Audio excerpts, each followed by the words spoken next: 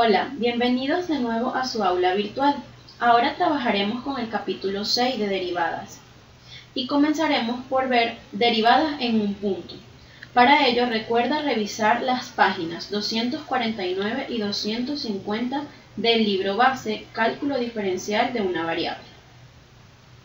Veamos una primera definición de derivada en un punto. Sea f una función definida en todos los puntos de un intervalo abierto I, que contiene los puntos x sub 0 y x sub 0 más h. Se dice que f es derivable en x sub 0 o f tiene derivada en x sub 0 si existe el siguiente límite. El límite cuando h tiende a 0 de f de x sub 0 más h menos f de x sub 0 sobre h. Cuando este límite existe, es denotado por f' de x sub 0. También son usadas las notaciones la derivada de la función f con respecto a x evaluada en el punto x sub 0 o la derivada de la función en el punto x sub 0. Una observación importante es que si hacemos el siguiente cambio de variable, x igual a x sub 0 más h, entonces x tiende a x sub 0 cuando h tiende a 0. Y al sustituir x sub 0 más h por x en la expresión 1, nos queda la siguiente expresión equivalente para la derivada en x sub 0, que es el límite cuando x tiende a x sub 0 de f de x menos f de x sub 0 sobre x menos x sub 0. Veamos un ejemplo. Dada la función f de x igual a la raíz cuadrada de 1 más x, determinar si f es derivable en x sub 0 igual a 3.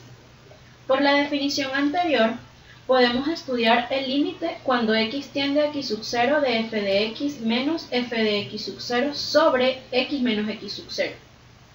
Al sustituir f de x y f de x sub 0, nos queda el siguiente límite, que es el límite cuando x tiende a 3 de la raíz cuadrada de 1 más x menos la raíz cuadrada de 1 más 3 sobre x menos 3.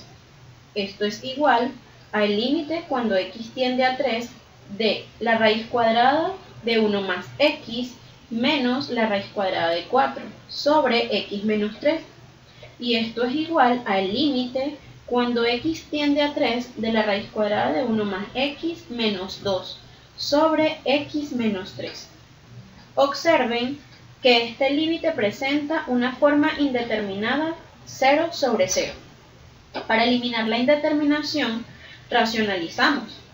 Recuerden que para racionalizar debemos tomar en cuenta el índice del radical para saber por quién debo multiplicar. En este caso, como es una raíz cuadrada, solo debemos multiplicar arriba y abajo por el conjugado del numerador.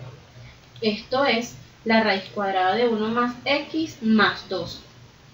Luego nos queda el siguiente límite, que es equivalente a este límite de acá. Note que el numerador no es más que el resultado de esta diferencia de cuadrados y el denominador se mantiene igual. Esto se reduce al siguiente límite.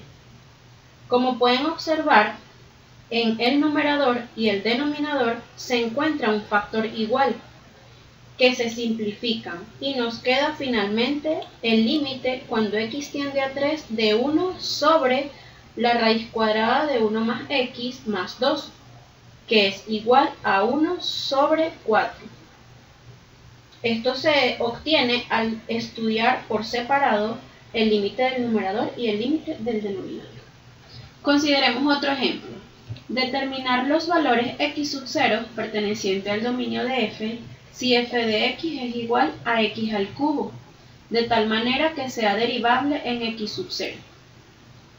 Sea x sub 0 un punto cualquiera del dominio de f. Usemos la definición el límite cuando h tiende a 0 de f de x sub 0 más h menos f de x sub 0 sobre h. Si notas, el argumento en este caso es x sub 0 más h. Al sustituir en la función, el límite nos queda de la siguiente manera. Luego, al desarrollar el producto notable, nos queda esto que tenemos acá. Y al simplificar x sub 0 al cubo con x sub 0 al cubo, el límite se transforma en esta expresión de acá. Al sacar factor común h, nos queda el siguiente límite. Y al simplificar h, nos queda el límite cuando h tiende a 0 de 3x sub 0 al cuadrado más 3x sub 0 por h más h cuadrado. Esto es igual a 3x sub 0 al cuadrado. Luego, f es derivable en todo su dominio y por tanto f' de x sub 0 va a ser igual a 3x sub 0 al cuadrado.